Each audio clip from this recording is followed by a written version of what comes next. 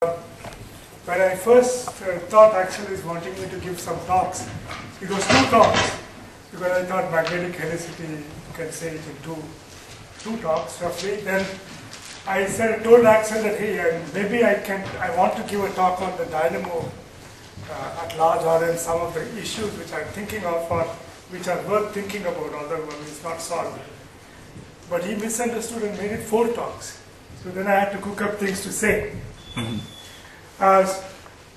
Some of the things which I will say does have an overlap with what Karl-Heinz has already said today, but we are generally complementary in emphasizing various things. So some of the basic MHD which I will talk about is something which Karl-Heinz has covered probably in a better way than I will cover. So these are just names of people who all have contributed in one way or the other to these lectures, although they may or may not agree and they may not know also some of them. Sanjay is a student at Ayuka who did a project with me, and I will talk about some of his stuff next in my next lecture. And Sridhar, we are working together. Of course, you know Axel and Antoine. And Sharanya is now at Heidelberg. He was a PhD student with me. He is now a postdoc. Others, I think you can recognize. So the plan for these 4 lectures is basically the following.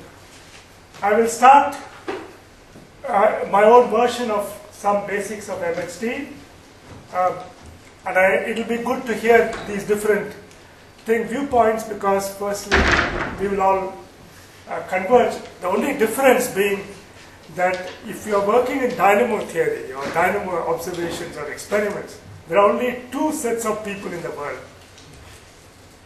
You are either a dynamo person or you are a dynamo person. But one whole bunch of dynamo people use MKS units. Okay, and one whole bunch use CGS units. I'm going to be a representative of the latter. Although, so, except when I work sometimes with both Axel and Anwar, then of course my brain is confused, because Anwar wants CGS and Axel wants MKS. And then we kind of mix everything up. So what I'm going to say, I'll start with some basics of MHD, then I will dwell today on an issue which you will probably not hear about at all throughout this meeting, which is called the fluctuation dynamo. It's very interesting, and it's something which will set the scene for dynamos that I'm going to talk about. And my main task is to dwell on magnetic helicity, and I'll just start today. And the reason I've been told to start today is there's going to be a seminar on magnetic helicity in more detail later, and so I just thought I would give you an introduction. Then in my next talk I will dwell on the mean field dynamo at large RL. So although the whole theory of mean field dynamos is very pretty and developed in certain ways, when you have systems with large magnetic Reynolds numbers, there are particular difficulties of doing mean field theory at all.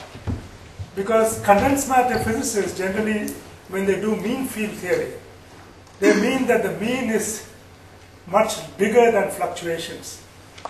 Whereas in most astrophysical systems, when you do mean field theory, the mean is at best comparable or even smaller than fluctuations. And so, so I just want to alert you to some of the issues involved, not solve them, so that you kind of know that the young people in the audience have lots of things to think about and work on, which has not been sorted out. Then I'll talk about magnetic helicity and mean field dynamos. And probably the last lectures will be on these 2 aspects, which is some kind of a dynamical quenching model which has been developed by a number of people to try to address the problems associated with magnetic helicity conservation. And some of the stuff that I will be saying is there in now probably an old review, I can say, by Axel and myself in physics reports. An update is impending with a book which Anwar is writing with me as his partner, and Dimitri Sokolov. And when that book finally hits the stands, then I will kind of breathe a sigh of relief. It's been impending for many years. So I want to take a slightly different take on MXT. Many people who come and get exposed to physics are told all the time about magnetic fields. But if you are told about magnetic fields, many times you wonder if you are a physicist. After all, Maxwell equations have both electric and magnetic fields. And we are always talking about magnetic fields. And why not electric fields? And so this is a thing which I always like to start a little bit on. Why we think about magnetic fields in the astrophysical context. Many of you will already absolutely know this, but for those who have never seen it before, I just thought it's a good thing to just start on. Although our universe, although if you have magnetic field and you run, you will make an electric field, our universe is not completely symmetric with respect to electric and magnetic fields. And the simple point is that there are free electric charges, but we have never discovered a free magnetic charge. So firstly, our universe is electrically neutral. There are both positive and negative charges present. And there are free electric charges, but no magnetic charges.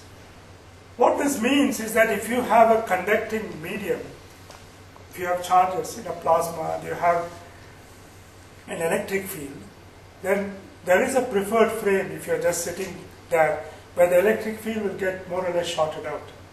Because the positive charge will move in one direction, negative charge will move in the opposite direction in the presence of the electric field. And it will produce a corresponding, it's like shorting out a capacitor in a conducting medium. So you can short out electric fields in some preferred frame, but there is no corresponding shorting of magnetic fields in any frame because there are no free magnetic charges. In fact, some of the strongest limits on the existence of free monopoles, magnetic monopoles, come from the existence of the galactic magnetic field. The fact that you have a magnetic field in the galaxy puts limits on how many magnetic monopoles you can have in the universe. Yes, Salvar? But still, electric fields do exist. Yes. But they must be dynamical, constantly maintained. The difference of potential difference, electric potential difference, must constantly be maintained. Right. Yeah. Like induction, for example. Absolutely. No, even electric field will be very strong if you have, I have not completed this chain. There is also another assumption going in. That is, as Karl-Heinz mentioned, most of the context that we are dealing with, the velocities are non-relativistic velocities. But when you say a non-relativistic velocity, you must have a frame in mind. It is, if you start running very fast at speed of close to light, whatever you call non-relativistic will become relativistic. And so there is a preferred frame in mind always. For example, it could be just where the sun is at rest in the convection is going on, or a galaxy is in a galactic rest frame where you have some motions. And in those preferred frames, you have non-relativistic velocities. It's simpler because of these two reasons to think in terms of the magnetic rather than the electric field. Now, of course, this is not something which is absolutely trivial, but it's just something which I want to alert you to think about a little more. Why do we keep talking about magnetic? And then it's also important that there is Allen's theorem, right, which tells you that the magnetic flux is conserved. This is also important. That will be a consequence of the high conduction and all that. Sorry? That will be a consequence of the high conduction, right? Mm-hmm. And this makes B a very convenient variable. Yes, compared to J. But for example, if you are in a pulsar magnetosphere, where velocities can be very high, or if you are in a electron, positron, plasma in a relativistic jet, you will worry as much about electric fields, even though Alfvén's theorem in that sense is okay. So you have to, there are several things going on here.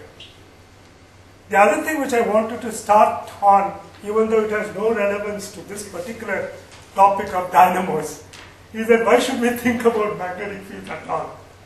And why are we all interested in magnetic fields? And there is a whole host of reasons which I have put down. It's my personal take. But it is something which is like a sales pitch which I give to people who are not interested in magnetic fields. but I thought it is good to remind people who are interested why they should be more interested. First thing which I have put down here is that there are many contexts in astrophysics, perhaps not in stars where the density is large, where even the fluid properties of the plasma is crucially dependent on the existence of magnetic fields. For example, if you take the solar wind and if you take the Coulomb mean free path in the solar wind, it could be larger than definitely the radius of the Earth. But you still think of it in terms of fluids. You think of collisionless shocks, you think of various things going on. Or the example which I put down here is a hot cluster of galaxies. A cluster of galaxies, galaxy cluster plasma, has temperatures of about 10 to the 8 degree Kelvin, corresponding to 1000 kilometers per second sound speed, densities which are pretty low, and the mean free path to collisions by just Coulomb collision, the Coulomb force, is something like 5 kiloparsec, which is a huge number compared to the scale that we are thinking of. Of course, it's still smaller than the scale of a cluster. So, even just for thinking about this whole plasma as being a fluid is very much dependent on you having fields. And of course, I'm being fairly naive here. When I say having fields, this will also imply that there will be all kinds of instabilities in the plasma from the existence and the changing of this field, which will make it more collisional than the Coulomb mean free path allows. I'm not going to say too much about that. So the field, of course, makes things anisotropic, influences thermal conduction, viscosity, resistivity. And these things are all in the back of our mind, and it's something which needs to be kept there in the back of the mind. These are all several things for physical processes which are all going on in the universe, for which absolutely the field is crucial. Today's galaxies of star formation is controlled by the presence of magnetic fields. Typical masses of stars, the initial mass function of stars. Or, in fact, if you go to the earlier universe, you may wonder whether the existence or the non-existence or the growth or the non-growth of the magnetic field in the early universe, was it an important decider in controlling when star formation, what kind of stars formed, whether star formation took place, what kind of feedback it had on the rest of the universe. So these are things which are slightly out of the scope of this particular meeting, but I thought it was interesting to mention. And the fields we know, it's the MRI, for example, which is believed to help in accretion disk. And so that also, of course, now brings in the dynamo aspect. In fact, MRI is kind of a dynamo at some level. And of course, the fields have to be ordered to make jets, and it's relevant for, in fact, all AGNs even in the beginning. Without the magnetic field, relativistic particles produced in our galaxy, accelerated in, let's say, supernova remnants, will completely escape the galaxy in a very short time, in about 1,000 years or so. And it's the presence of the galactic field which helps in confining these highly relativistic particles. Of course, for the astronomer, the magnetic field is absolutely crucial in making things visible. But of course, visible in the radio.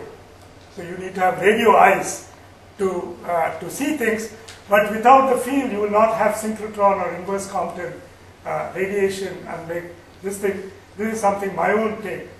But the thing which we are concentrating in this meeting perhaps is on the need to explain coherent ordered fields. For example, in the sun, the fact that you have some coherent cycle, the solar cycle, or in the galaxies, the fact you have several microcosm fields coherent on several kiloparsec scale, and something which you won't hear at all in this meeting, most probably, clusters of galaxies, which also have fairly coherent fields. Of course, in the end of the day, you should do something if you think it's fun, and that's why I mean, all these reasons apart, magnetic fields are fun to think about. So let me start, as I said, by my own slight take on the basics of MHD. And Karl-Heinz already gave a nice introduction, so I will only emphasize the slight things which I had put down by chance, which were not in his slides, and there are many things in his slides which will not be in these slides. So we start with Maxwell equations, okay? And as you can see, straight away I have got 1 upon C, 4 pi, all dirty stuff for the MKS and the traditional dynamo theory stalwarts. but which are all fairly natural if you are coming from some different angle of physics. But these are the same equations. Don't worry too much about these constants. You can fix them either by going to a book or. And supplement to this is this is absolutely clean physics. It's known from the time of Maxwell. The place where the physics becomes dirty is Ohm's law. And Ohm's law, which just says that if you have an electric field, you get a current. So there are two parts to this current, one of which you already saw, which is that if you have an electric field in the rest frame of the conductor or in a moving frame, you have a Lorentz force acting on charged particles. The charged particles, let's say positive and negative charges, are pushed by the force in one direction, the negative charge, the opposite direction, the positive charge. Usually in conducting plasma, the positive charges are much heavier than the negative charges, so they hardly move. So this drift velocity between these two corresponds to a current. And that current in the simplest level is proportional to the force that you apply. And this force is being balanced in a steady state by the collisions that you have in the plasma. So the form of Ohm's law is this conductivity incorporates, the sigma is the conductivity which incorporates the fact that you have collisions. And you have an electric and magnetic field in this conductor which is moving. You have a Lorentz force on the charged particles, but they cannot move freely. There is a balance between the force due to the charge by the fields and the friction due to the collisions. And when this balance occurs, you have a steady current. Of course, you can have battery terms, as Karl-Heinz mentioned, where, for example, if you have a pressure gradient, you can drive currents with that. And this term, which is a term which, as we'll see throughout, because you have a charge density in the plasma, and the plasma itself is moving, you will just have an advective current where the charge density times the velocity will also contribute to the current. Now, the equation which we all love and will be dealing with is the induction equation, which is got by starting from this Ohm's law and plugging it in here in the Maxwell equation, okay? And thus eliminating everything else that you see. For example, you just eliminate J from here using Ohm's law and Maxwell. And then you can write down an equation where you put all the electric field terms on one side. You will have a term from the displacement current. You will have a term from this advection current. Okay? The advection current rho E itself can be eliminated in terms of the electric field by using Coulomb's law. Divergence of E is 4 pi rho E. Okay? And that gives you this term. And you have another term where this E comes and sits here. And I have divided by sigma and defined a resistivity in terms of 1 upon sigma. This nice, putting it all in the left-hand side, allows you to compare these three terms. And this is a trick which I first learned from Axel, actually. That you can, the way to go about doing the induction equation properly is to compare this term to this term, for example. So you have a time scale here, eta by c squared. It's called the Faraday time scale. Depends upon the conductivity. If the conductivity is very large, the Faraday time is very small. And I have put some typical numbers for an ionized plasma at a temperature of about 10 to the 4 degree Kelvin. Firstly, you will notice that nowhere density appears here. And that's because the conductivity does not depend upon the density. The density appears in the collision rate, the density appears in the current that you get from the charge carriers, and they cancel out actually. So it only depends on the temperature. So for something like 10 to the 4 degree Kelvin plasma, this Faraday time is something very, very small compared to astrophysical timescales, 10 to the minus 14 seconds. So as long as variations in your electric field are slower than this time scale, and as long as advective velocity u by L are slower than this time scale, or longer than this time scale, that's what I mean, you can neglect both the displacement current term and the advection term in the Ohm's law. So both these terms can be neglected, and you just have the E is equal to the rest of the stuff on the right hand side. So I have just rewritten that expression. So neglecting the displacement and the advective current terms, and taking the curl of this equation, and using the fact that curl of E is minus dB by dt, and rearranging slightly gives you what is known as the induction equation, and Karl-Heinz already mentioned this in the morning. I'm just restating it. And it gives you the evolution of the magnetic field given the velocity.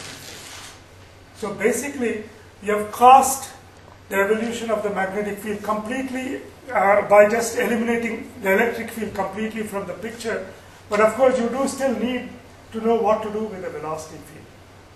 So there are various limits of this induction equation, which will probably be discussed a bit more. The first limit is that the simplest is to take things to 0. So if you take u to be 0, then you can see that this equation corresponds to something like the diffusion equation, especially if you put eta to be constant. Even if you don't, you can still show that. If you put eta to be constant and take the curl inside, curl of curl B is gradient of divergence B, which is 0 minus del squared of B. So this becomes purely a diffusion equation. And so it corresponds to decay of the field. And this is also physically understood. If you have no motions, okay, then the only thing which is happening, you have some currents which are just leaving as it is. And eventually, because of resistance, these currents will decay. And so the field will decay. On the other hand, as Karl-Heinz showed this thing in the morning in detail, if you take the other limit of eta going to 0, then you can define what is called the magnetic flux through any particular surface, B dot ds, and that is frozen in to the fluid in the sense that d phi by dt goes to 0 in the limit of eta goes to 0. So when the resistivity becomes very small, or the conductivity becomes very large, you can assume what is called flux freezing, where the magnetic flux through any particular surface as the fluid moves around is frozen. This is essentially why astronomers use the field to represent and to think of the magnetic field, whereas the physicists would have used the current to think of the magnetic field. And in fact, I get physicists completely confused when I talk about MHD, because they're always trying to think, what is the current doing? And they're always thinking, oh, if the current is doing this, then the field will do that. Whereas people who are doing MHD for a long time stop thinking about the current. The current is something you can derive from the field by just taking the curl of the field. And because you can think in terms of flux freezing, it gives you a physical picture as if you move the plasma around, what happens to the field. And then you figure out what happens to the current. It takes care of itself. One defines a dimensionless number, which is basically how strong this term is, the flux freezing term to the diffusion term. And in some very crude dimensional argument, you just say this term is ub divided by some length scale. This term is eta b divided by some length scale. Sorry, this term is just ub. This term is eta b divided by some length scale. And the ratio of these two is a dimensionless number where b is cancelled out. It is u is a kind of typical velocity of the system. L is a typical length scale of the system, and eta is the resistivity that we have already mentioned. And for astrophysical system, this number is huge. This number is huge not because of anything unusual about the velocity or the resistivity of the plasma. It is huge basically in astrophysics because length scales are huge. The length scales in typical astrophysical systems are much, much bigger than the mean free paths of particles, which define for you finally the resistivity. And because of this dimensionless number called the magnetic Reynolds number is very large in astrophysical system. In something like the sun, I think it must be 10 to the 11 or 12. In galaxy, it is 10 to the 19. In clusters of galaxies, it is 10 to the 24. So it's a number which you would not dream about or will not live with. And there must be all kinds of physics which is going on to make this number much smaller than our name argument suggests. I was to earlier go through the derivation of the flux freezing, but I think Karl-Heinz has already spent a lot of time on this, so I will kind of skip this. But you probably have seen this derivation before. So let me just go to some of the consequences of flux freezing, some very simple consequences. Okay, I mean, if I just took a tube of magnetic flux, okay, with a field strength B and let's say length L, okay, and I did various things to it. then you can predict, because of using flux freezing, what all can happen. Firstly, if I take this tube, and maybe I should have drawn a picture, now that I put out the light, okay, the field is all going this way, and there's a cross section A here, and let's say this length is L. It's okay. You can just see it? Or? Yes, yes, it's fine. Actually, it's fine. You can put it on because. Yeah, thanks, guys. Yeah. So what happens is that suppose there are two invariants here. Firstly, the magnetic flux B into A is a constant. And secondly, if I just consider the fluid in the same length of, in the same tube, and as I move it around, the mass inside, which is density into cross-sectional area into length, is a constant. So if I do various things to this flux tube, then if I, for example, take the ratio of these two, it shows that B by rho L is also a constant, because A cancels out. For example, if I take the length to be constant and just compress the flux tube, okay, just make it smaller in area of cross-section, then because of this, B will increase, okay, at a constant length, which you can also see here. And rho will also change, because if you keep the length constant, you change the area, the density will also change.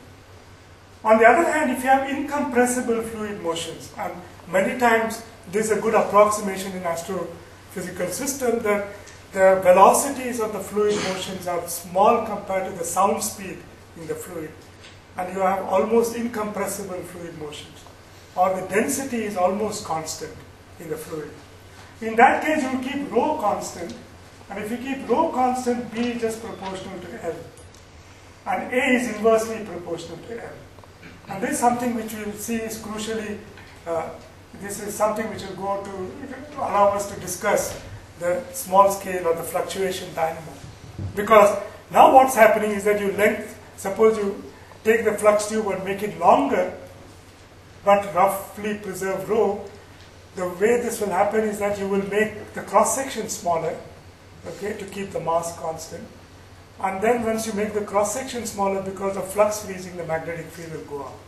And the amount by which the magnetic field goes up is the amount by which you lengthen these flux tubes.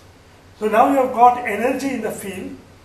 Now you may wonder whether you have net energy increase or not. And you can show that because the energy, it goes as B squared, even though the area of cross-section has gone down. If you calculate the total energy, it has gone up. And it has gone up, and it has gone up because of the work that you have done in lengthening this flux tube. So this will come back to as an application to the fluctuation dynamo. You can take this curl of U cross B in the case of eta going to 0 and just expand the hell out of this, and you will get 3 terms. Okay? And it's nice to look at it in these 3 terms also, because what you will have if you take curl of U cross B, you get one term which is minus U dot grad B, another term which is B dot grad U, and a third term which is B divergence of U. This term, U dot grad B, physically represents some kind of advection of the field by the velocity field. You can in fact stick it into the other side and think of a total derivative, a Lagrangian derivative of the magnetic field as you follow the fluid. So when I'm talking about flux freezing, one of the things which is happening is that as the fluid moves around and the flux is frozen, the field is being advected by the flow. And that's what this term does. This term is an important term which is only there when a vector field is frozen, unlike a scalar field being frozen. And it generates more energy from the motion, so, or loses energy in whatever way you want to talk about it.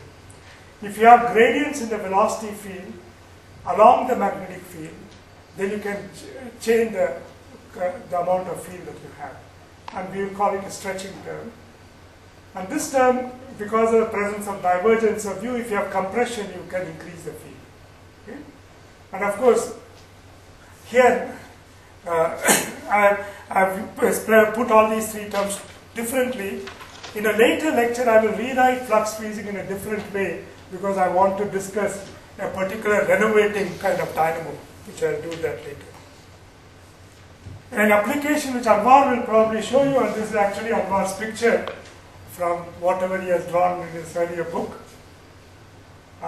Is just flux freezing in the context of galaxies. For example, if you have a disk galaxy where you have a field line which is entering at some radius and leaving at a different radius, then if you have radial components of the field and you have differential rotation, suppose the inner radius rotates around the galaxy faster than the outer radius, then this line is just stretched out and you produce what Karl-Heinz called the toroidal components from the poloidal components. In fact, I must tell you a story that my supervisor, Giant Narlikar, he said the one thing which he never understood from Leon Mestel was this toroidal and poloidal. And he said, are you going to keep telling me about toroidal and poloidal? I said, no. So it's a very confusing thing for many people, but it's so natural once you're doing dynamos, of course.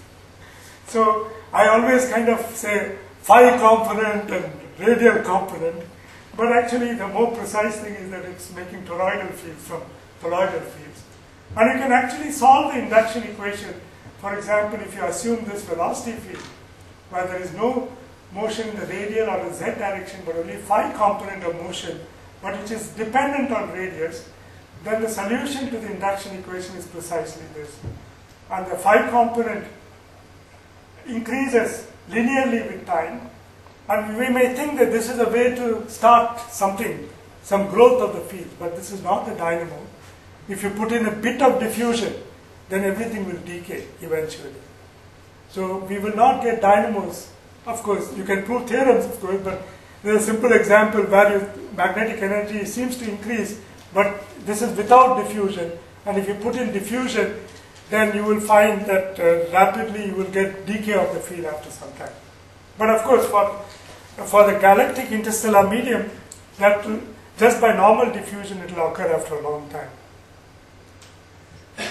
The other bit of MHD, which I guess you may come to at some stage, I guess, but it was probably not mentioned today, is what happens to the velocity field due to the magnetic field.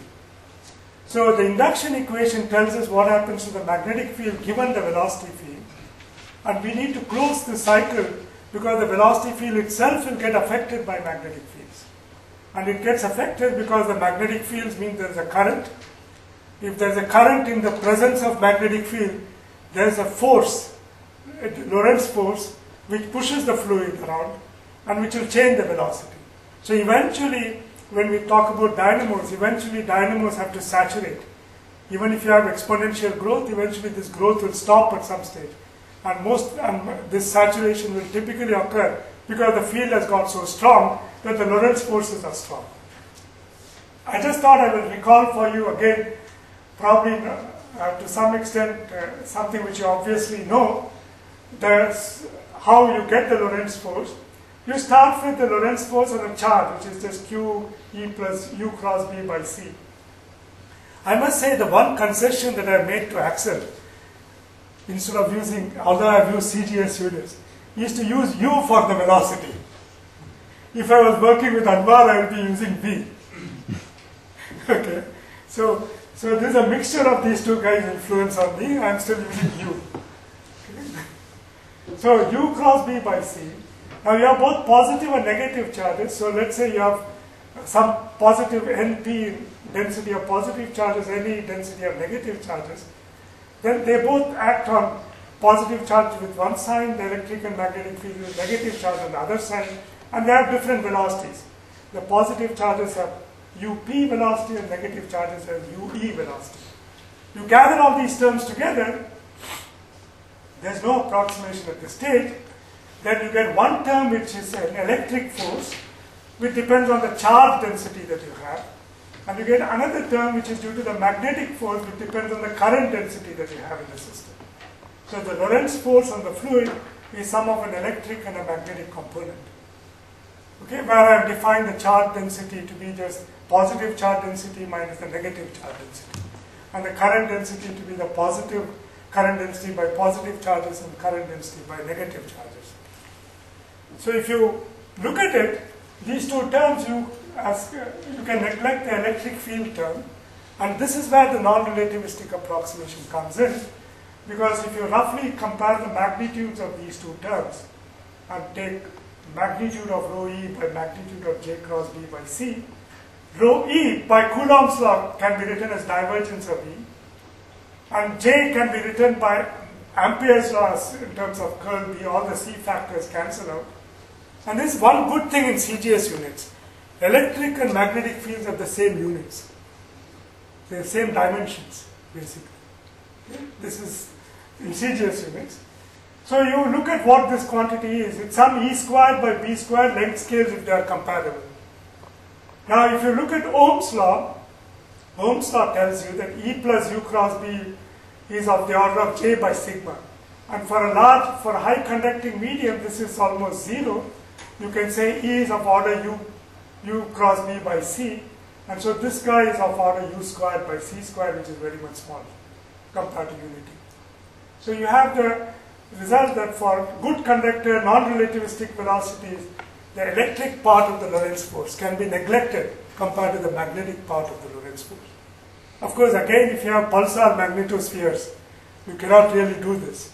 Okay, the electric parts can be comparable to rapidly rotating neutron stars. You can't do this. So this kind of completes, just two more comments, that J cross B, the magnetic part of the Lorentz force, is many times split into two components. You just expand this curl B cross B, and you will discover that you will have a gradient of something and a B dot grad something. This is usually called a pressure component of the force because it kind of adds to the pressure gradient in the fluid pressure, and you get grad of B squared by 8 pi. B squared by 8 pi is usually called the magnetic pressure. Remember that once you have the field, your stress has become anisotropic because there are things different along the field and perpendicular to the field. So when you talk about magnetic pressure, it's a kind of an approximate kind of thing because you have other forces associated with the field. And part of that is the tension force. Now, I wanted to add one more line, but I forgot, which is that if you look at this, it is not obvious. If you look at this part of the equation, it's obvious that B, there can be no component of the force along the B, because B cross something. Whereas if you look at the split into pressure gradient and tension, it is not obvious that there is no component along the field itself. And in fact, one more step we should do, you can rewrite these two things in such a way that there are forces only perpendicular to the magnetic field. Okay? But I haven't done that here, by referring to the curvature and the gradients. Okay, so given all this, you've completed your system. You have what happens to the field given the velocity and what happens to the velocity given the field. And this is something again Karl-Heinz did, and I just had put it down, and that's why I'm just looking at it. So it's very simple to, given just Maxwell's equation, to derive the magnetic energy evolution. And in fact, so you need two things. One is the Faraday's law. So you take dB by dt is minus curl of E and dot it with a B. And fool around with this triple product, B dot curl E. You can write it as divergence of E cross B and E dot curl B. And for E, stick in the Ohm's law in terms of U cross B and J. And gather all the terms together, and these are the terms which Karl-Heinz wrote down. Probably he didn't write this term, but it was implicitly there. So you have several things happening here. The magnetic energy can change because of a flux of magnetic energy. And this is something which you would have encountered in normal electrodynamics, that there is a pointing vector, V cross B into C by 4 pi, or whatever. And this will take energy of the electromagnetic field, if there's a divergence to it, away from or towards the region that you're considering. You can have a dissipation due to currents. Okay, that is this term. This is a positive definite dissipation. I've just written it this way by taking the eta out of the curl. And you can have a Lorentz force work. The Lorentz force, if there is a component of the Lorentz force along the velocity field, you can either do work on the system or extract energy from the system. And in the context of dynamos, we'll be trying to get the energy from the kinetic energy into the magnetic energy. So I will come back to this equation again when I am talking about helicity, because many times we are wondering about the eta going to zero limit of a system, like in the astrophysical system. Now, even if the resistivity becomes very small, the magnetic energy can be dissipated on the kind of dynamical time scales of the system. And this typically happens by the current locally becoming very strong in localized regions, by you having current sheets such that this dissipative term, even when eta goes to zero, goes to a constant. And this will be something very different in the context of helicity, and I'll come back to that. So, given the fact that you can dump energy from motions into the magnetic field, okay, I want to start with simplest kind of ideas about dynamo, so I'm going in a different track altogether. The first thing which I want to mention, okay, I haven't put Weinstein and one. Okay, is the Zeldovich stretch, twist, fold dynamo.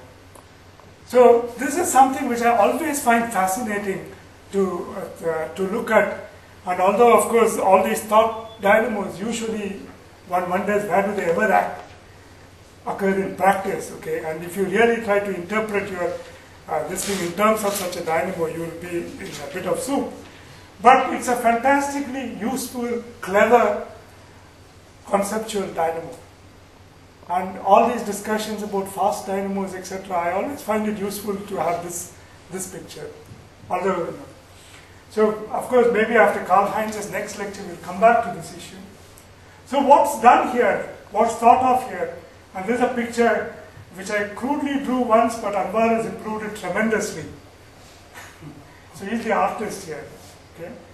So you take a flux rope like this, with a field along this rope, and a flux phi, cross-section area of the rope is S. And you do a kind of dance, stretch, twist, fold, merge. See, if you have heard of this, some kind of song or something, you can sing this. You first stretch this, you twist it, then you fold it, and then you merge everything. This is a cycle that you go through. So when you stretch it to, let's say, twice its original length, roughly. And you're doing it all in an incompressible kind of way, or preserving the volume of the flux rope. When you do this, you decrease, because you have made the length of the rope twice, you have to decrease the area of cross-section by a factor of 2 to preserve the volume. And because of this, you have increased, because of flux freezing, you have increased the strength of the field by a factor of 2. So here I am imagining that I am having very little but finite diffusion. So I am having almost very highly conductive medium, but of course we will get into all kinds of mathematical problems if you have zero diffusion. And I will also tell you where it will come in. Okay. Then after you have done this operation, you twist this rope, okay, like this, into a figure of 8, and then you fold this end back onto itself. So now you have twice the field but the same flux, because the area is decreased. But when you fold it back, okay, you can add these two, try to merge these two areas and get the area back to S as it was. But now you have increased the flux through this by a factor of 2. Okay? And then you have to, this is a very important operation, you have to merge everything into one smooth flux rope again. If you do not do this, then your evil friend can reverse all these operations and go back here. Of course, if it's an evil friend, he may not be your friend. Okay? So, and you go back to square one and you don't have a dynamo. But if you merge it everything, and that's where the diffusion now comes in, because merging means some irreversible change which can only be affected by smoothing all these wrinkles here and making it back into one flux to the And there you will, if you do that, then you can go forever, because now you stretch, twist, fold, merge, twist. Each time you do this such an operation, the field in that flux rope grows by a factor of 2. So if you do the operation n times, you get a factor of 2 to the n increase in the magnetic field in that flux rope. And where is the energy coming from? Energy is coming from the motion that you are using to stretch the field and twist it and all. It's a very important thing to note here that if you think of flux freezing, okay, flux freezing is implemented in a non-trivial way here. Flux is always almost frozen because you are using flux freezing to say how the field has increased or not increased. But if you take a fixed Eulerian volume in space, a fixed volume in space, which you call an Eulerian region or a fixed area in space, through that fixed region in space, the flux is increasing every time you do this operation. So even though the flux is frozen through a Lagrangian area, the flux is increasing through an Eulerian area. And that's why it's an interesting conceptual thing. Now, if you did not twist and you just folded it back, you will get increase in the energy in the field, but you will not get increase in the coherence level of the field. For example, if you just folded it, then you'll get some flux going like this, some flux going like that, and every time you do this, flux will be reversing back and forth. So, the twisting of the field lines and the fact that when you have to twist, you have to go to a third dimension seems to be important in getting a coherent addition of the flux all the time. And you will find that some of these concepts seem to maybe go through when you are thinking about mean field dynamos. Of course, you will get eventual saturation through the Lorentz forces. If you are the guy who was given this flux rope and you have to do this all the time, you will find after some time the field has grown so much that you try to stretch it, it will try to stretch you back. Okay? And that's the Lorentz force acting on you. If you have finite strength, then you will not be able to grow the field more than that. Or if you have a natural system which is doing the stretching, then the Lorentz force will unstretch the field on a time scale faster than you can do the rest of the operation. So there's a natural saturation of this dynamo through Lorentz forces. So although I have not even defined for you what is a dynamo, this is a dynamo where you have an exponential growth of magnetic field. In this particular case, not only an exponential growth of magnetic energy, but an exponential growth of a coherent component of the magnetic field. And that has come by this twisting kind of motion that you have done. So this is something which I always find interesting to just illustrate. And the reason I am doing all this is because I want to concentrate on a regime which is the thing which holds an astrophysical system, where the magnetic Reynolds number are large.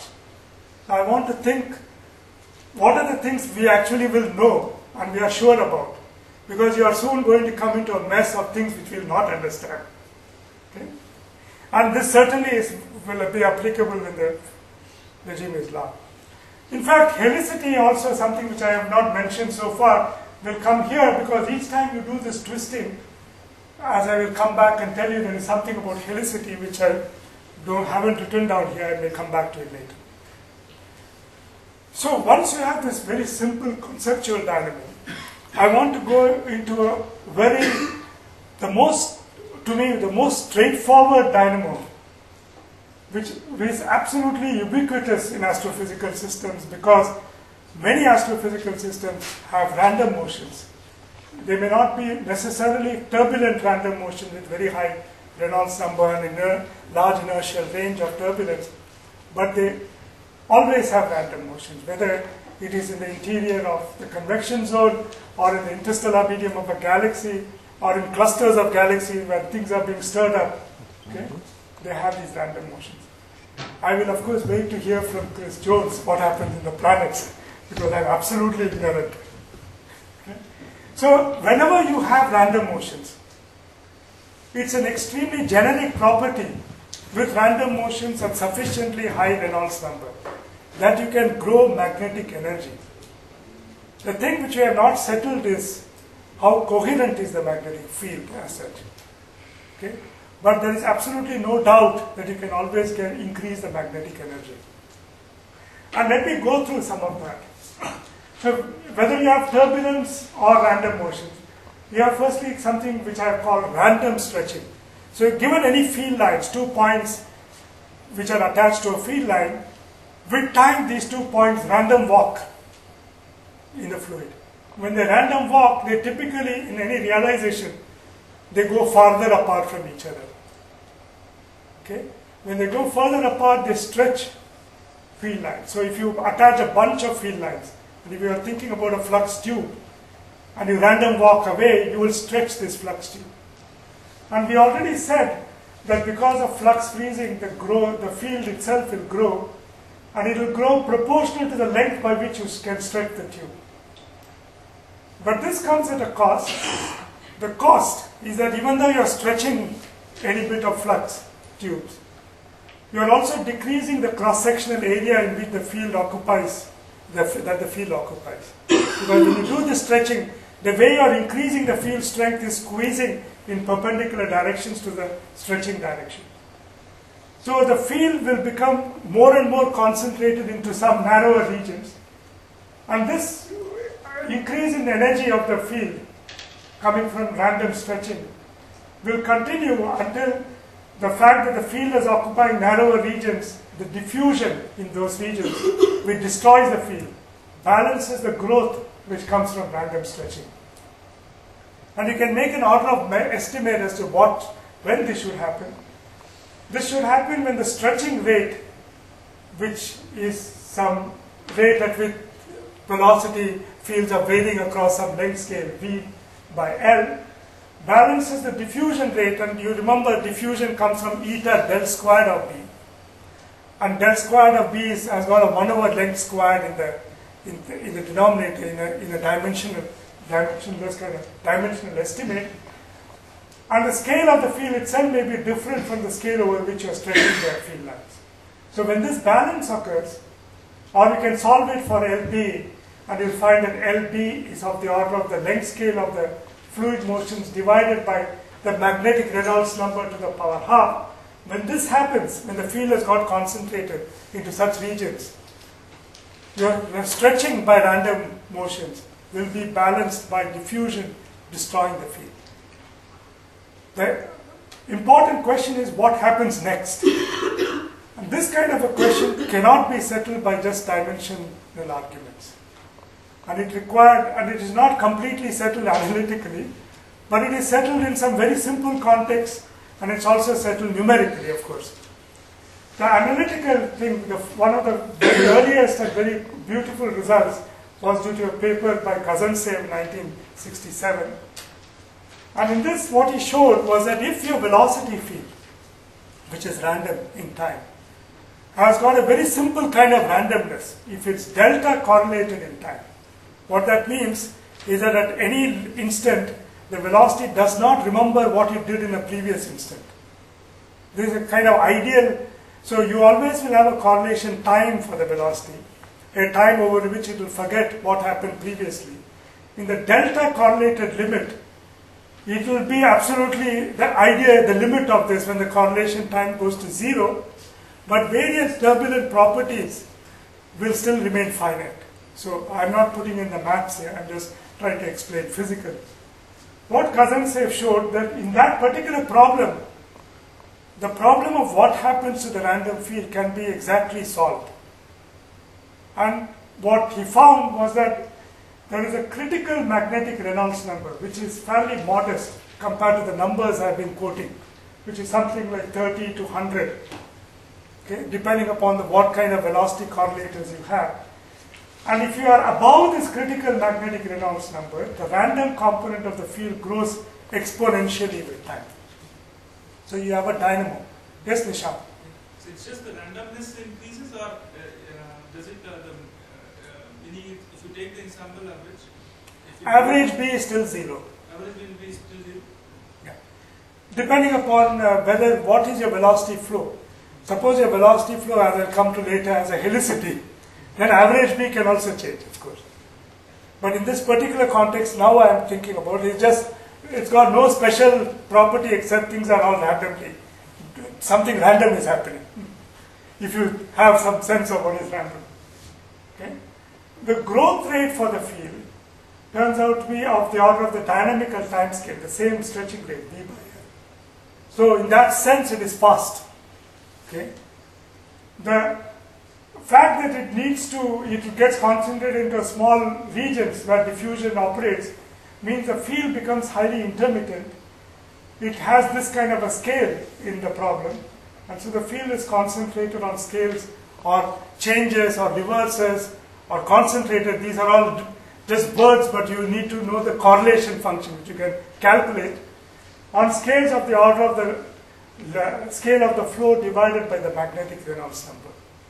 Of course, this is a ridiculously small number in something like a star, or in the sun, or even if you take a galaxy or a cluster, because RMs are so large. So much before this, probably something will happen which we don't know yet, of the breakdown of the fluid approximation that we are using. And it's quite likely, for example, definitely in galaxies and clusters, it is likely that you will get plasma physics effects much before this happens. But if you are just sticking to MHD, this is what happens.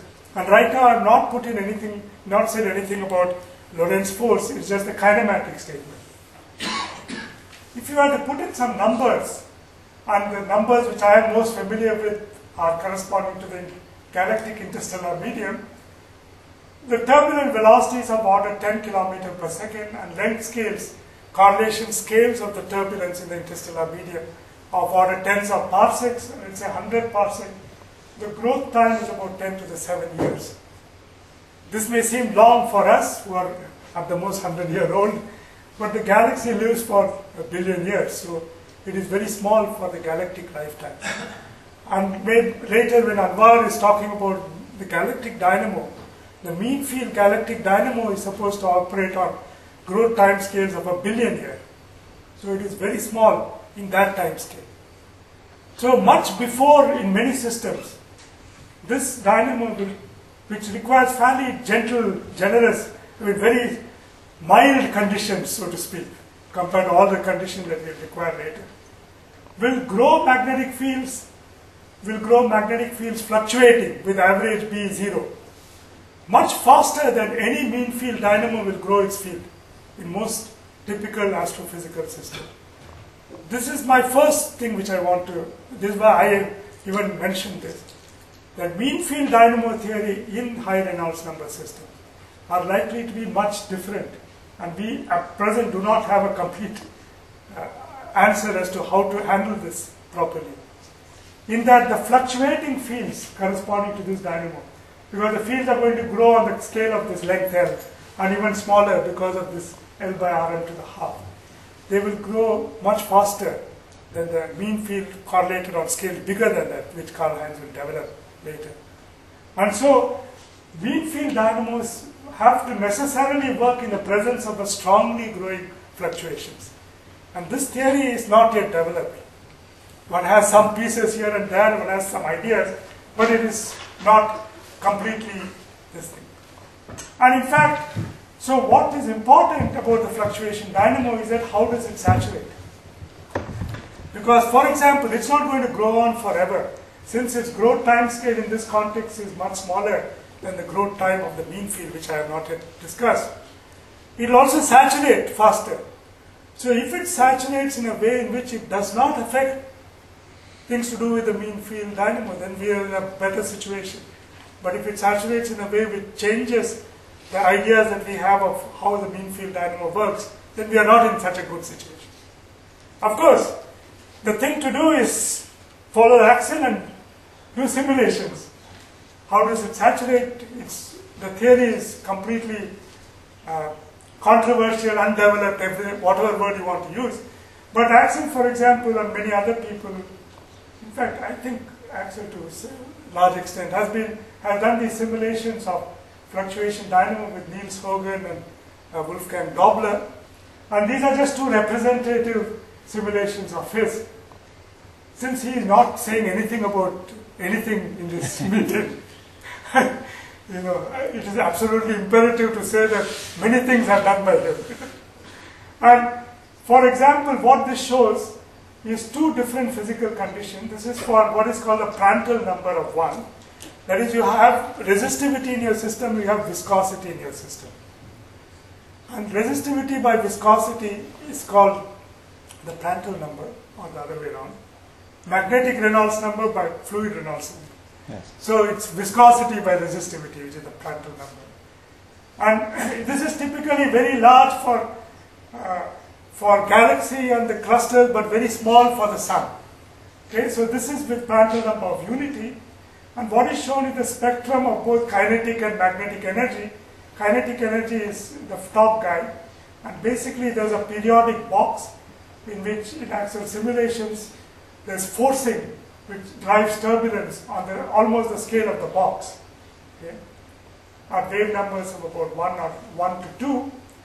And then he puts in a seed magnetic field which has got a very much smaller energy. And it grows. It grows basically because the reason that I was telling you. Because there is random motions, there is random stretching.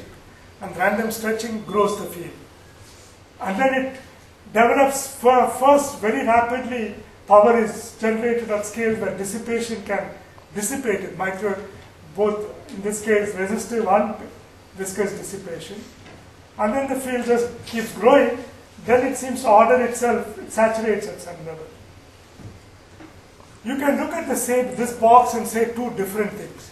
And both will be sort of correct. One, you can say the field is highly intermittent. Okay? In the sense that what Axel has plotted here is a Z component divided by the RMS value of the field. Bright yellow is 3 times RMS and dark blue is minus 3 times RMS because the field has a sign on the 3 faces of the cube. So you will see predominant red, which means the field is weak in majority of the volume. So one thing you could emphasize is that the regions of strong field are concentrated in fairly small amount of volume. At the same time, those red regions, it's not that they have zero field. Because remember that this is kind of a random system, where some minute you may have in some particular volume, very small field, after a couple of eddy turnover time scales, that same region will have strong field.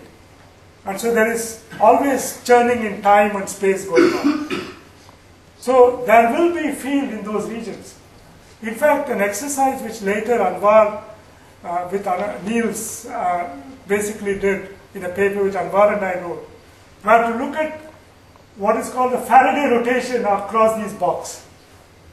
And that showed actually that basically that is you take magnetic field, integrate it over the line of sight here and see what is B dot dl integrated along that. If the field was highly reversing all over the place, you would get very little B dot dl integrated across this box. And we found basically that you get what you expect by taking an RMS field over basically which are all ordered on scales of fraction of the scale of the forcing scale.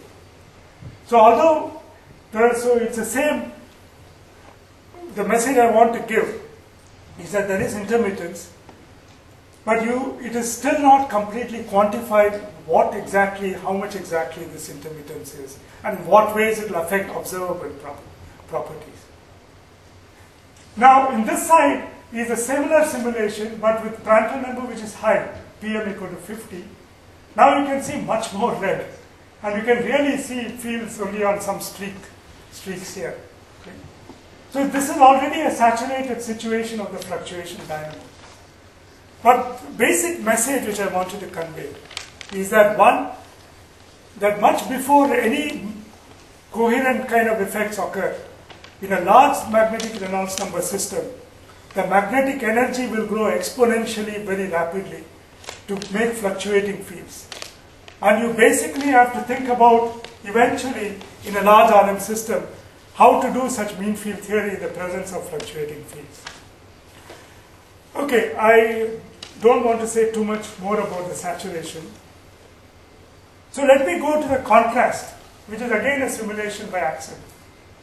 And again, now a very popular paper which seems to be growing exponentially in people referring to it. So the only difference in this simulation from the previous one, and Axel would be able to do it better because he can show you movies. And I never wrote these movies onto these things. And maybe you should show these movies at some stage, Axel. It will be important. Because, there is, once when I wrote, of course, a paper with a colleague of mine, the referee said, oh, this is all fantastic, very great and all that. But you should have a picture. So the referee said, a picture is worth 1,000 words. Okay, so we very easily made a picture, but we had great difficulty in losing that 1,000 words. Okay, but of course I have a corollary to this, which maybe Carl-Heinz and Chris will appreciate. An equation is worth 1,000 pictures. Question. So of course you can be swamped by pictures, of course, and then you have to understand what the hell this means. You know? So, but this picture is really pretty, because what has happened here is that same periodic box, the random motions have been forced on a scale of about 1/5 the scale of this box. So in the beginning you see fields are all fairly random. The only difference from the previous picture which I was showing you is that the forcing function has something called helicity. And this is going to be the magic word in many of our discussions of mean field dynamos. What do you mean by helicity? You all probably have some intuitive notion of what is helical. Something which is not just going round like this, something which is not just moving like this, but which has a screw-like motion. So imagine that the forcing was such that you have motions which are like a motion of a screw when you tighten a screw. And in this particular frame, what has happened, Axel has put the same sense of helicity throughout the box. So there is a net average helicity in the motions which are making this dynamo amplify the field. And now something dramatically different has happened. As you can see, if you watch in time, eventually you get one big sine wave through the box. Remember that the forcing was on the scale of 1/5 the scale of this box. This sine wave has a coherence about the scale of the box. It's a sine of x, where x, if you take from 0 to 1. So this is the first example, just by picture, of something which has happened where you force on a scale of smaller than the system, but you have got magnetic fields ordered on scales much bigger than the forcing. Okay? And you've got it ordered on the whole scale of the box. So this is what I will spend time in my later lectures on, helically forced turbulent dynamos. One problem with this, which is what I will emphasize, is that although this happens fast in computer time, it happens very slow in astrophysical time, in the sense that this happens on what is called the resistive time. This ordering of the field occurs on the time scale which resistivity takes to destroy some small scale structure, some small scale helicity. And I'll define it more precisely later. If you take the resistive time for something like our galaxy, it is like much, much bigger than the Hubble time. Or even for the sun, it is very large. Much bigger than the solar cycle time, definitely. So this ordering coherence from complete random stuff, there seems to be something which prevents it from occurring rapidly, although it does occur eventually. So the interesting thing about this experiment is that people may, even before this, may even wonder whether such a thing can happen at all. And I think this was one of the first papers, probably the first, which I directly showed that you will get ordered fields from some forcing if you wait long enough. So that it can happen at all is clearly there. Under what conditions you should speed it up, how can you make this efficient, these are all issues that we need to discuss and address. Now this brings me to helicity, and I thought I will just, last bit of the talk, today's lecture, I will talk about helicity, especially since I'm supposed to help Nishant and Simon, I think, right? Yeah, you two guys say something about your seminar or something, that's what Axel said. So, in case, I hope I'm not stealing your this thing, but, so what is helicity? And I want to first concentrate on magnetic helicity. So there is different types of helicity.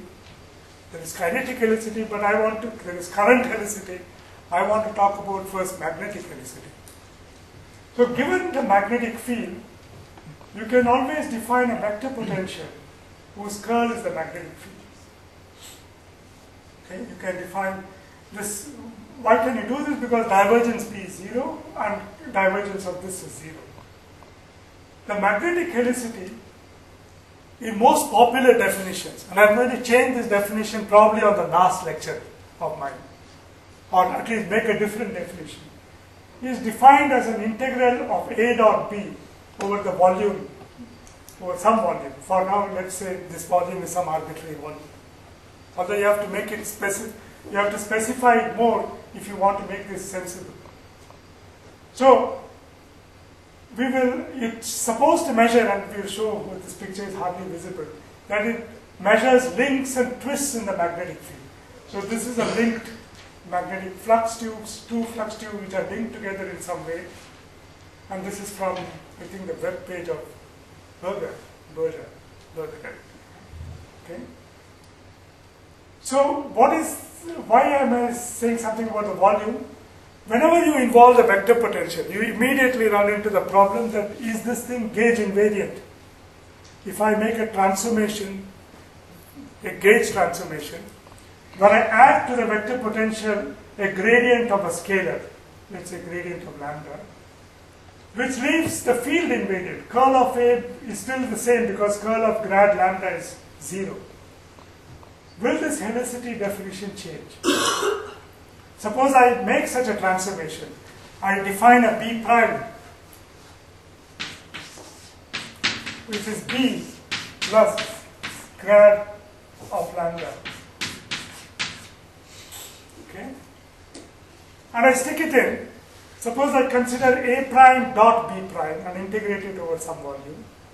B prime remains to be B, but A prime gets an extra piece. Oh, sorry. I'm still asleep from my flight yesterday. It should be A prime. And you guys should also not be asleep because you should have told me. Right?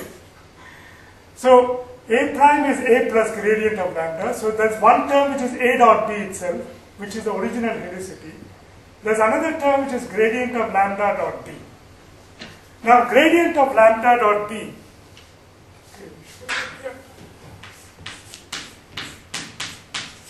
integrated over dV can be written as divergence of lambda B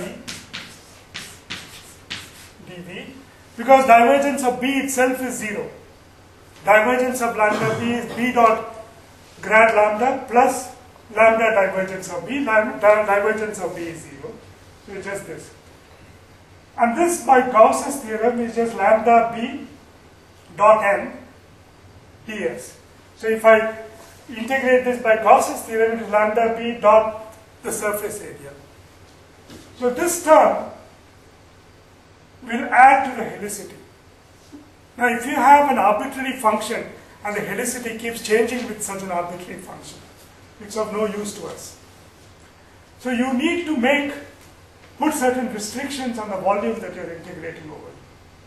The volume which I've said here is what I've called a closed volume, in the sense that no field leaves the surface of that volume, or the field falls off sufficiently rapidly. For example, you could have an infinite volume and the field falls off sufficiently rapidly such that this integral goes to 0.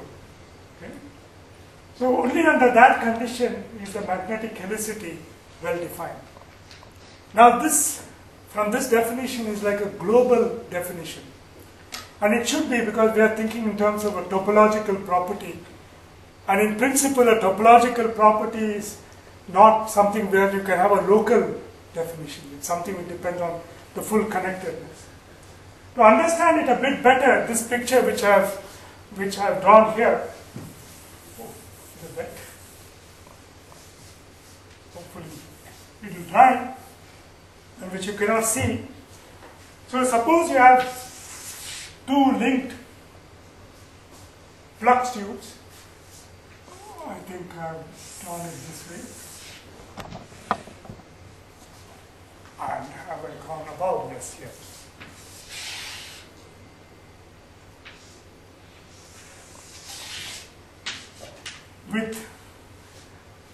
You can see now why I'm not the artist. With a flux phi 2 through this and phi 1 goes to this one, and you ask what is the magnetic helicity due to this linked flux tube, then this integral A dot B can be broken up into two bits. One is an integral over the first flux tube, okay, over this one, and the other is an integral over the second flux tube, because there is no field except in these flux tubes. Now if you look at the integral over C1, let us say, okay, now there you can break the volume part into a length along the flux tube, dl, times area of the cross section. But B is along the flux tube, so B times the area of the cross section is nothing but phi 1. Okay?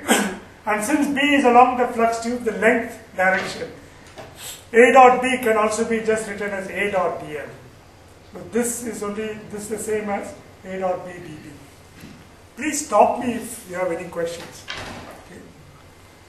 So this integral over the first tube is just phi 1 into integral over C1 A dot dl. Similarly, the integral over the second tube is phi 2 integral C2 A dot dl. Now by Stokes' theorem, you can convert this line integral into a surface integral. Now the surface is this surface for C1, because this was C1. So it's equal to integral A dot ds over C1. Is same as integral curl of A dot ds over S1, while this is the surface S1. And curl of A is B. So it's a flux coming through the cross section of the tube, this cross section of the tube. If these two tubes were not linked, that flux would be 0. But when they are linked, that flux is just phi 2, the flux of this. Similarly, you can do the same argument for the tube 2, and you will get phi 2 into phi 1 if the two tubes are linked. So if the two flux tubes are linked, then the magnetic helicity is nothing but twice the flux through the first tube and through the second tube. Is this okay? Is it okay?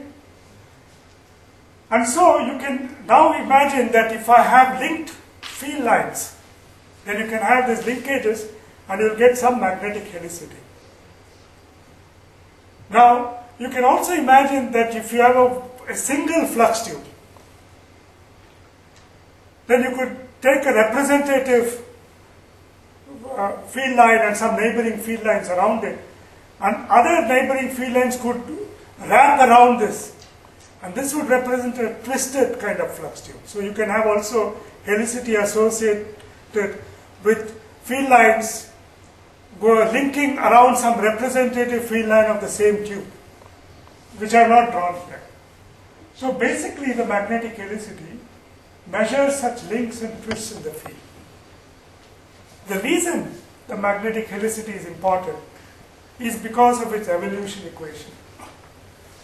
Suppose we look at its evolution. So I take d by dt of A dot B. Okay. Then there's a dA by dt dot B, and there's a A dot dB by dt. dB by dt by Faraday's law of induction is just curl of E minus curl E. dA by dt is something which I have to find out, and I just uncurl Faraday's law. Because dB by dt was curl of E, when I uncurl it, I have to add a gradient here. So dA by dt is E plus grad phi into minus C. So I have these two terms. There's one E dot B from this term. If I pull the curl operator back on the A, there's another E dot B from this term. So it becomes twice minus twice E dot B. This also brings a divergence of A cross E, and as a divergence of phi B, because divergence B itself is 0. So you have these two terms. Now suppose I integrate this over all volume and look at the rate of change of helicity. I have this integration over this E dot B term, and I have an integration over this term, which becomes, because divergence, it becomes a surface term here. And if I take this volume to be closed, if I take the field not to extend beyond that volume, or if it dies out sufficiently rapidly outside some region, you could put this term to 0, although it can be important in various contexts. Now let's stare at this term. There's an E dot B. So the helicity of the field changes because of the electric field along the field lines. Now if you look at the electric field along the field line, and if you look at Ohm's law tells you that there are two components to this electric field. I mean, I have actually inverted it. Instead of J is equal to E plus U cross B by C into sigma, I have written E in terms of the rest. So there's a U cross B term and there's a J term. Now the U cross B dot B is 0. This is a fantastically interesting result, although it looks trivial. Whatever is the velocity field, okay, whether it is due to turbulence, whether it's affected by Lorentz forces, whether it's done, something else happens to it. If I take the total velocity field and total magnetic field, since the velocity field always appears crossed with the magnetic field, dotted with this thing, it will never contribute. The only thing which contributes is volume change of the helicity is a J dot B term. So basically, the velocity fields, whatever the source, whatever that source of that velocity, does not change the volume helicity of the system. Of course, it can still appear in this flux. And this is something which we will say later about the flux here. But it does not change the volume. It does not change the rate of change of the helicity in the volume of the system. So the helicity evolution goes as J dot B. And this brings us to the final interesting point. So if I now look at a nearly ideal fluid, where the resistivity is very small. By the way, I should emphasize that a nearly ideal system, as Anwar was mentioning a moment, is completely different from an ideal system.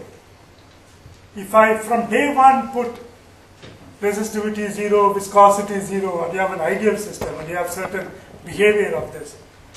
And if I put them to be small, and then take the limit of how small they are to go to 0, then you can get completely different results. As we know from turbulence, for example, we know that if I take a bucket of water and shake it violently, okay, if it was an ideal fluid, you will just always have this energy present. But however small the viscosity, eventually the energy will disappear. And because even if the viscosity is small, the velocity cascades to a small enough scale where the viscous dissipation can occur and the energy is drained from the system. Similarly, if I have a system which has a finite but small resistivity, the magnetic energy currents can still decay. For example, I am now going to contrast the helicity evolution with the energy evolution, which we had discussed earlier. And I am only keeping the volume terms. I am saying that the volumes are, integrated volumes are large enough so that I can ignore the surface term. So if I look at the helicity evolution, it goes as eta J dot B, whereas the energy evolution goes as eta J square plus this work done by Lorentz forces. Now suppose I think of the limit as eta goes to 0. Then I already mentioned that you can dissipate energy at some dynamical rate, because even though eta becomes very small, currents can be concentrated in very narrow region, which scales as eta to the minus half. Okay? So that eta into J squared remains constant. So this is a fairly qualitative argument. But I think it's nice to understand things first simply and then make it more precise.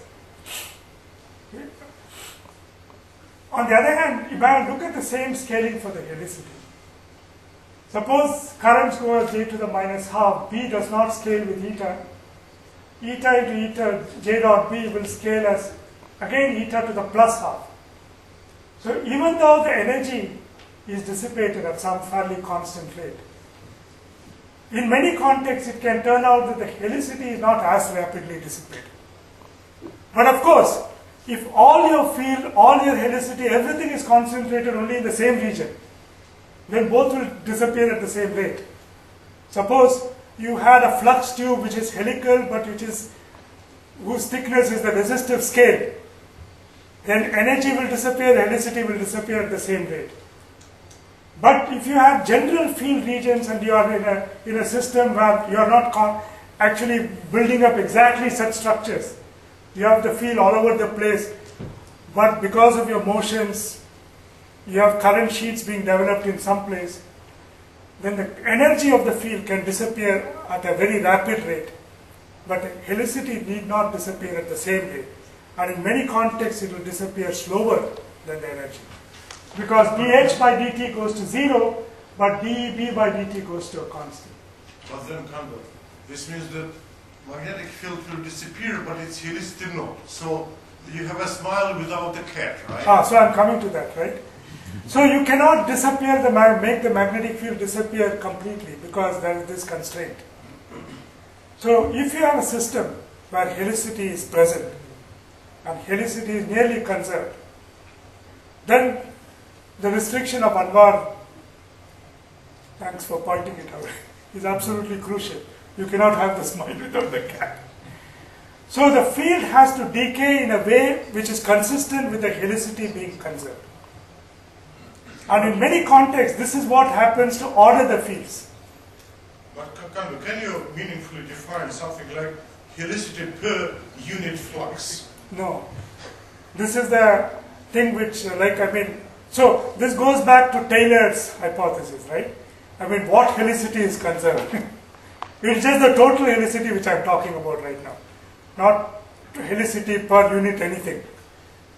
It is just the total helicity of the system. If it's nearly conserved, but you're allowed to decay the field, then this is going to put a constraint on how much the field can decay. Precisely for the reason that if you have no field, you have no helicity. So if you have to have helicity conserved, your field cannot decay completely. So in plasma context, there is something called the Taylor hypothesis, and in astrophysical context, Volcher, I think, is the guy credited with this, that the field then decays to a configuration which has maximum helicity consistent with the energy. So these configurations, maximally helical configurations, turn out to be quite interesting and important. In fact, that sine wave in Axel's box was such a maximally helical configuration. Although I did not show you other components, and the picture only showed you one component. Okay, there is another component which makes these two, which makes the field lines linked and makes it helical in the box. So the conservation of helicity will be important in a different way in the astrophysical context, because in the astrophysical context the other thing happens. You are starting with very weak fields. When you are starting with very weak fields, you are automatically starting with very weak helicity. So when you build up fields, and as Karl-Heinz was mentioning, in most contexts, the way dynamos work is by coupling of poloidal and toroidal fields. You always build up fields from toroidal field from poloidal and poloidal from toroidal and exponentiate the field. When you build up field in whatever way you want. Since you are starting with very small amounts of helicity and you are almost conserving helicity, you are in some problem. And as I later explained, what you have to do is to conserve helicity and transfer it across scales. You put helicity of one sign on the mean coherent scale that you're building up the field on, and you have to put a helicity of an opposite sign in some other place where it comes and kicks you and kind of makes life difficult for your dynamo to grow fast. We will come back to this again in a later lecture, but I just wanted to mention it today. And I wanted to stop with this particular symbol, which Dipendra, of course, will recognize, and many other people will recognize. This is a symbol of the institute from which both of us come from, Ayuka. And it has, you can see, the symbol of this place was chosen by its founding director, Narlikar.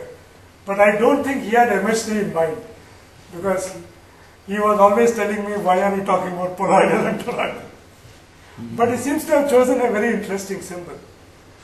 Now, as I said, helicity represents topological linkages and twists in the field. Suppose you imagine drawing a field line following this loop. Okay, you just consistently follow it and draw a magnetic field along this, you will find the total helicity of this configuration is 0. Okay, I have not gone into the details of how to find a linking number, and I won't be going into this. But the kind of typical rule is you have two roads crossing, okay, and you are, let's say, going on an over bridge and one road is crossing under you. So a linking number will be related to whether when you are crossing over, whether this other guy is coming from left to right or right to left. You have to make one consistent definition. I don't remember which one. You will find that there are 4 links and there are 4 anti-links which add up to 0. Now, an interesting question, which is why I'm mentioning it for the afternoon talk, is just like helicity is an invariant and it decays very slowly, even though energy is decaying fast. Does such topologically complex quantities also decay slowly? And this, I think they will answer it there afternoon. I won't answer it. One reason why I always like to show this is that in any institution like Ayuka, there are positive links and negative links. And they all cancel out to 0, but the fluctuations don't add up to 0. The mean always adds up to 0. Okay, I'll stop. Thank you, Kandu. Any questions, please? Yes, let's start with that. The stretch twist before the dynamo, you mentioned the merging of the flux tubes. But what mechanism provides this merging? It's a diffusion. It's a diffusion. Yeah. That's the only thing which can merge things. Yeah, the thing which I was trying to emphasize is that it allows you to think of how rapidly fields can grow, but unless you do that last step, nothing is irreversible. And that last step can be important for various aspects. Any further question? When you talk about diffusion, you talk about molecular, turbulent diffusion, or both together? Right now, only molecular diffusion. Only molecular diffusion. Yes. Because turbulent diffusion is itself a mean field concept. And I'm not talking about the mean field. Right now, I'm just talking about the total field. So it's only molecular. But of course, molecular diffusion, you may want to think of turbulent on a smaller scale. But that's a different thing altogether. Right now, it's only molecular diffusion. In that context, it's perhaps important to enhance again what Kandu said. He said that magnetic helicity is not affected by any velocity. U cross B, dotted with B, really drops out. And so there's no contribution from the velocity. And turbulent diffusion would be something which has to do with velocity. So that does not work. That does not change the magnetic helicity. Yes, you have to be really connected. Otherwise, you request, yes. So, since there is diffusion, how comes during the twisting there is no magnetic reconnection? So, magnetic field is converted back to kinetic energy. So oh, you mean why there is no reconnection? Yeah. I mean, there would be, of course, but this is just an ideal thought experiment, of course. So I'm just saying that if you had an ideal system that's almost zero resistivity, then this is what would happen. But what you are saying is, when I twist, there could be reconnection. Yeah. But what is important is that roughly this whole process, I mean, I'm thinking of the reconnection as ordering everything at the last stage, but you could have intermediate reconnections and a whole range of things happening, yes. But this is just a thought dynamo, right? This is just a dynamo which tries to illustrate for you, because you could be lost in all kinds of maths eventually. But it's a fantastically simple kind of thing which tries to illustrate that even if the fluid is nearly ideal, of course, the last step is important, then you can flux freeze but still grow the flux in an Eulerian volume but freeze it in a Lagrangian sense. Anwar had something? Before we come to Anwar's question, just a comment to Anwar's earlier question. You were asking, can one not define a magnetic helicity per unit flux? What you can do is you can compute the energy that is contained in right-handed contributions to the total field, and you can calculate the energy contributing to the left-handed part of the field. And then you can take that ratio, for example. But that's again over the whole volume. Or the ratio of helicity to energy, magnetic energy. You will have dimension of a scale, right? Yes. But the other thing has to do with energies, really. So it's energy of left curved things and energy of left oppositely curved things. So then it's dimensionless, the ratio. Yeah. You had a question? No. No. Resolve the question. Okay. You know, most. But you had another question? Yeah, so when you derive the equation for the evolution helicity, you neglected in the Ohm's law, the pressure term and the inertia term. So if you introduce those two terms, They change it very small amount. In our review, I think we have discussed the pressure term. In our review, we have included the pressure. But actually, they don't change because these are battery. The pressure term is a battery effect, the electric field due to the pressure term. And that's very small in general compared to just the other bit, J by sigma for eta J, for example. The inertial term also does not, although I have not thought so much about the inertial term. Yeah, but it doesn't change the pressure term. I know definitely nothing Pressure changes. term, you mean the electron pressure. right? Yeah, the electron. And by inertial term, you mean dJ by dt. Yes, we normally don't consider either of them as really big, but the really important factor which really makes it change for astrophysical purposes is helicity fluxes. That really means magnetic helicity is not fixed anymore. But you have to understand and can, of course, follow up how much helicity goes out through the domain by following up these fluxes. So I'll probably come to that flux discussion maybe on my last lecture. In last but one day, Thursday next week, I'll talk about, but people may talk about fluxes much before that. Yeah.